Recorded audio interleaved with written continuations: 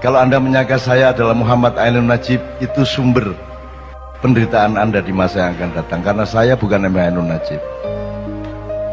Ya.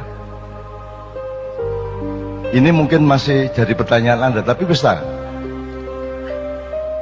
Lebono omonganku iku. Kok kon salah sangka kon. Aku dudu Ainun Najib. Ya.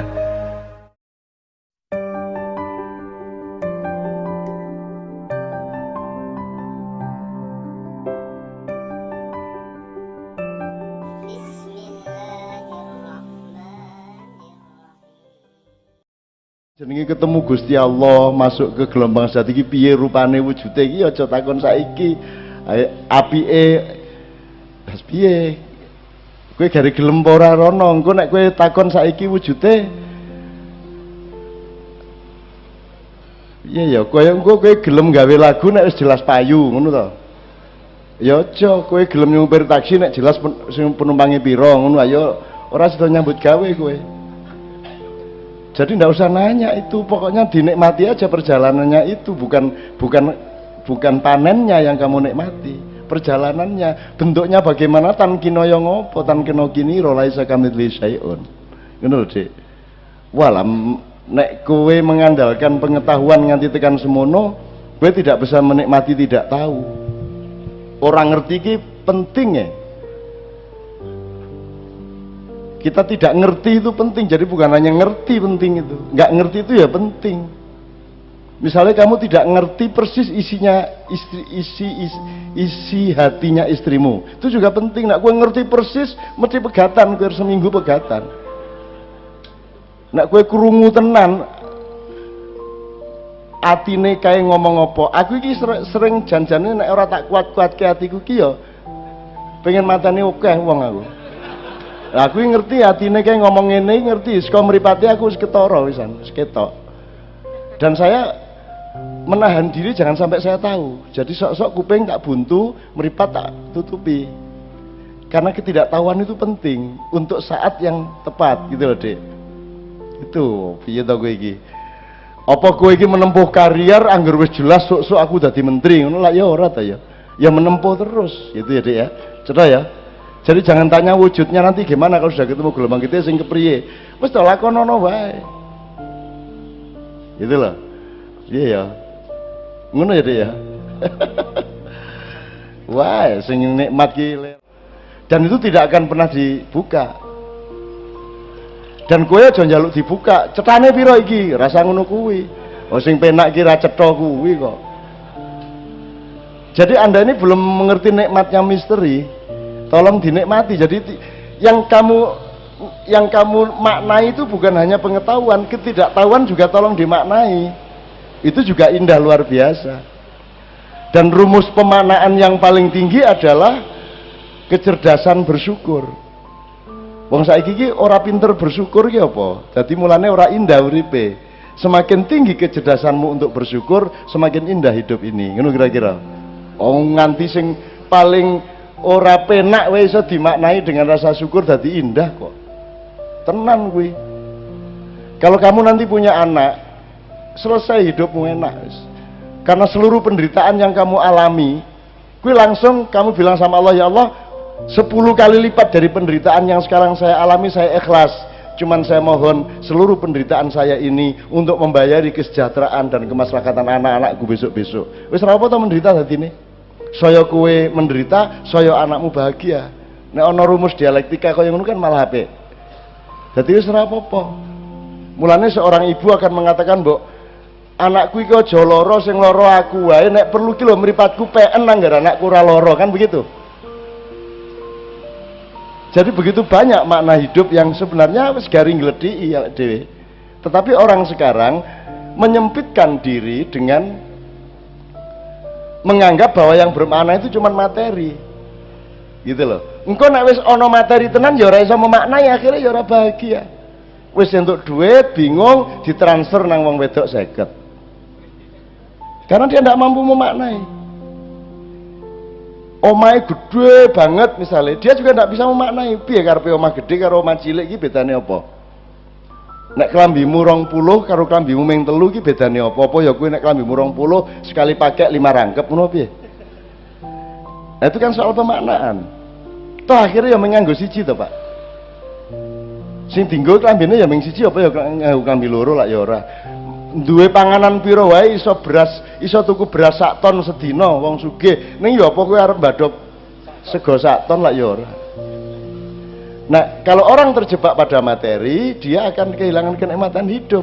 Dan itu yang terjadi di Indonesia. Orang berebut cari duit, berebut ngentek ke energi untuk golek duit lah, nek pas nyang-nyangan gitu loh. Pak teng kantor wis pinten Pak, nggih tigang wae 2500 Pak. Ah pun loro 750 lah. Lah pas itu tok dia cari duit. Begitu mulai genjot isi batin duit ora. Begitu genjot kan wis mesti entuk duit toh. Masa kowe isi mikir duit? Begitu genjot itulah giliran untuk memaknai becak. Alhamdulillah aku iso becak. Ambok sak ampu-ampue wali kota nek wani becak kaya aku totoan driji. Tetep aku sing luwih ampuh mergo aku wani becak, kebanyakan orang ora wani becak. Ya tau gak?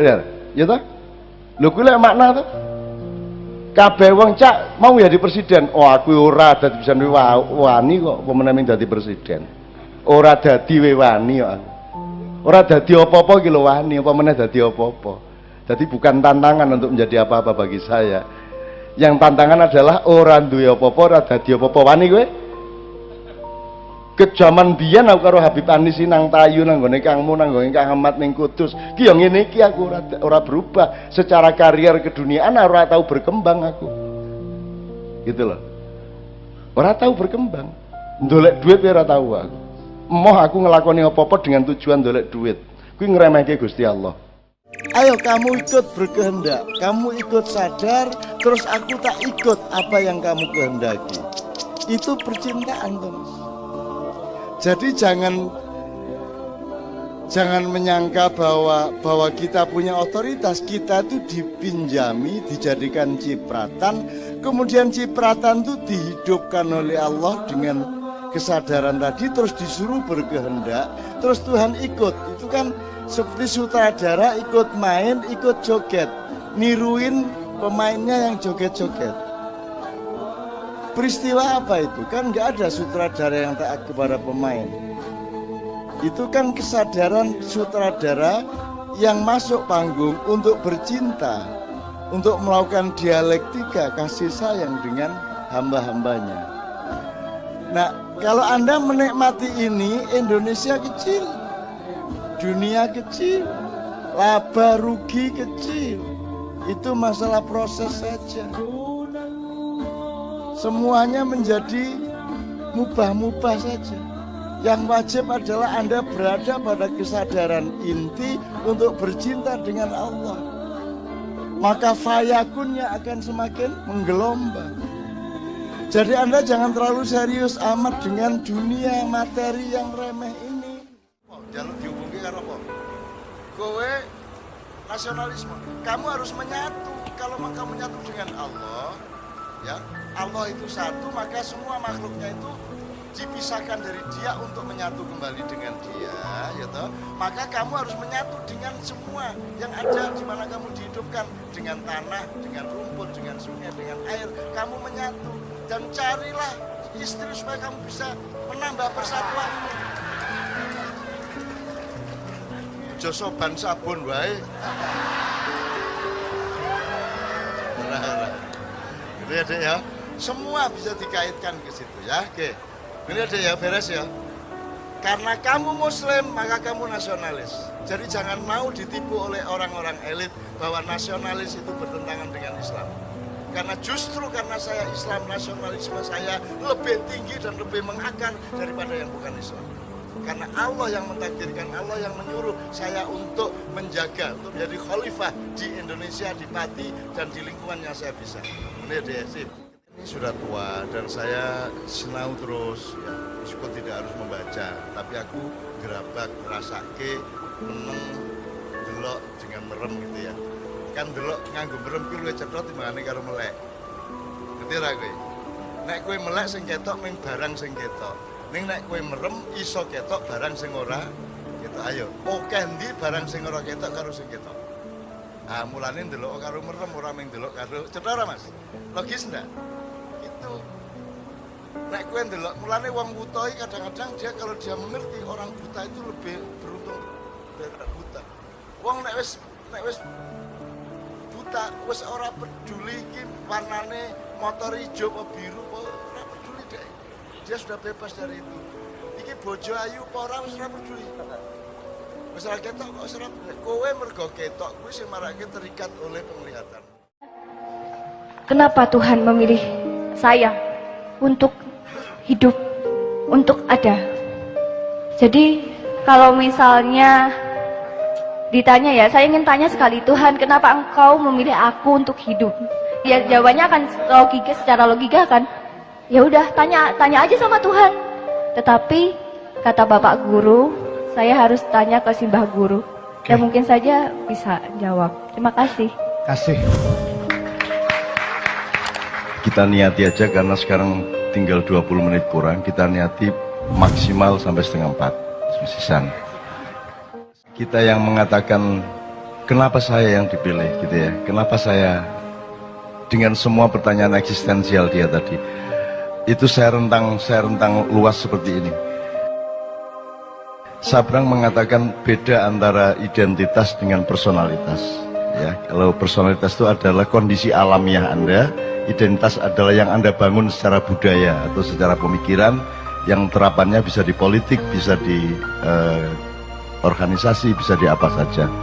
Saya ingin katakan sama Anda, ini Ma'iyah ini luar biasa, ilmunya tidak fakultatif, ilmunya sangat universal, sehingga kita sampai ke tataran sampai marifat-marifat tadi, dan itu semua relevan satu sama lain. Saya ingin katakan satu hal,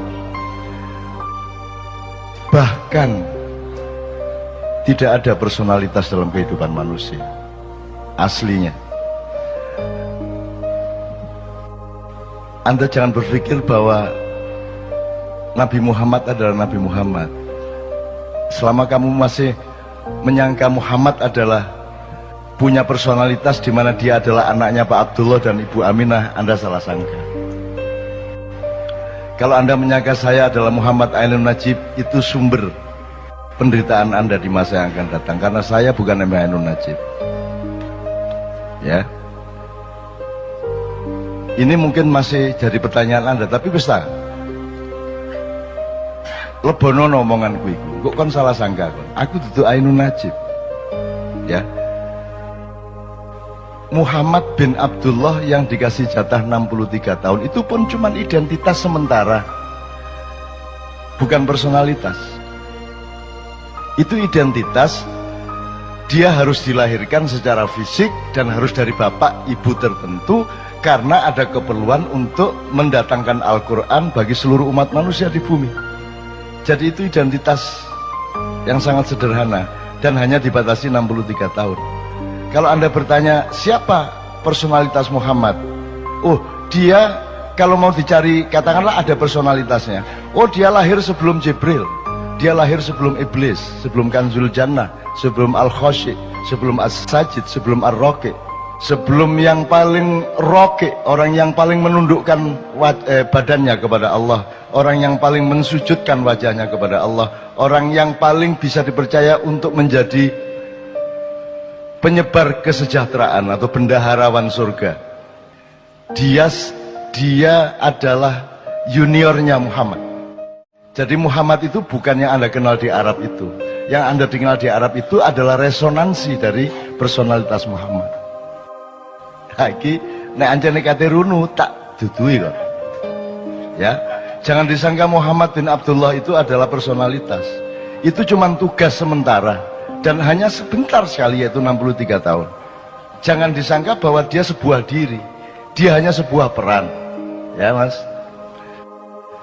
Kalau dicari, oke, kalau masih ada personalitasnya, ya Nur Muhammad, cahaya Muhammad, Big Bang kata orang modern.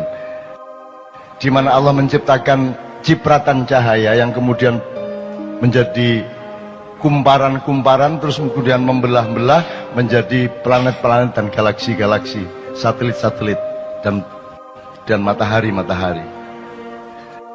Jadi Muhammad itu lahir sebelum alam semesta, Muhammad itu lahir sebelum Iblis, apalagi Jibril.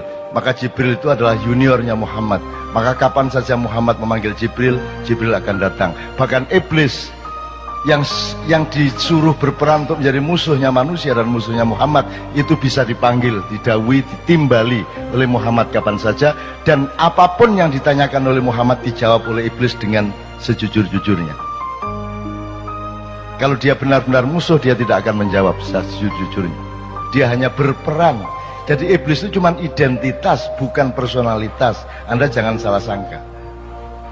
Nah, kalau dikejar lagi, sebenarnya tidak ada Nur Muhammad. Itu bukan personalitas, tidak ada diri yang sejati kecuali Allah itu sendiri subhanahu wa ta'ala. Yang lain bukan diri, yang lain hanya cipratan dari diri sejati.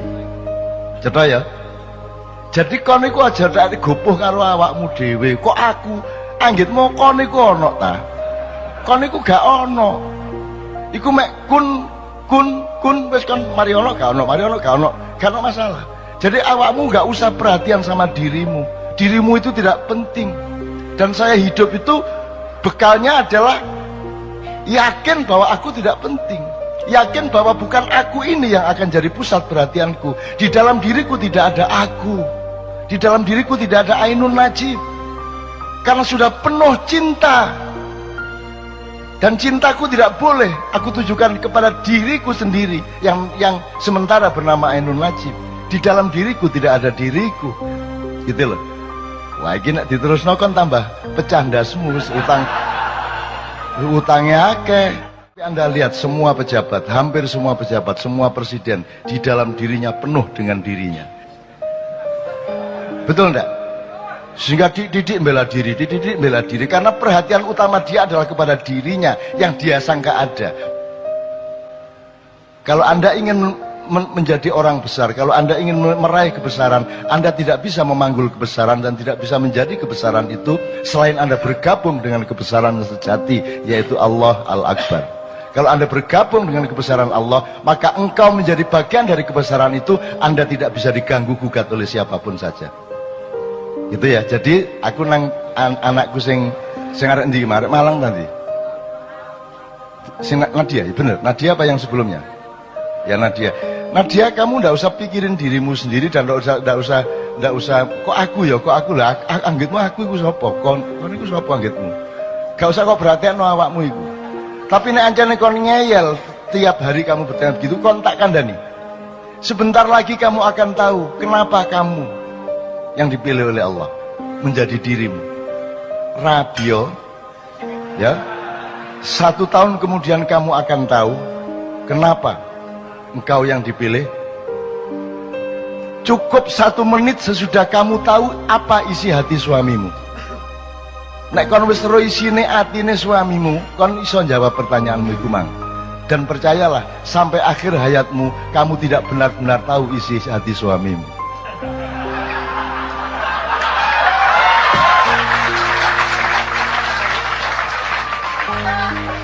Wis ta aja adik percaya karo sapa-sapa kejaba karo Gusti Allah.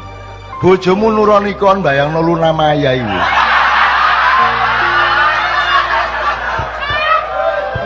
Jadi sudahlah, jadi kamu jangan tuntut suamimu kayak apapun dan jangan tuntut apapun. Penuhilah dirimu dengan pekerjaan-pekerjaan dan perbuatan baik yang Allah perintahkan. Jadi dirimu adalah perbuatan baikmu itu, bukan Nadianya, bukan yang kamu sangka dirimu itu. Jadi orang yang masih sedih, orang yang masih pesimis, orang yang masih tidak punya semangat adalah orang yang salah sangka terhadap dirinya sendiri. Dan karena dia salah sangka kepada dirinya sendiri, maka dia juga salah sangka kepada dunia, dia salah sangka kepada apa saja, apalagi kepada Allah Subhanahu wa ta'ala. Dia pasti salah sangka. Wes ya. Cik iso diterusno iki, tapi cukup ya. Cukup. Dah. Jangan salah sangka kamu. Jadi dirimu itu ndak usah nulah, ndak usah peduli lah. Aku gak peduli kok. Aku gak peduli karo awakku.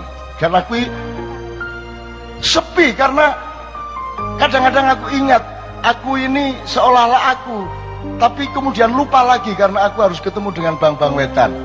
Nanti pulang dari sini naik mobil, dolek rawon, rada eling meneh. Loh, aku ndek endi rek? Ngono kan? Nah, itu saya itu mengalami kesepian terus-menerus. Dan kesepian itu aku perlukan. Aku topong rame, Rek. Kamu pikir kalau riuh rendah suara itu tidak sepi? Semakin riuh rendah semakin sepi kalau engkau berada di dalam dirimu yang sejati, yang jauh di lubuk jiwamu itu.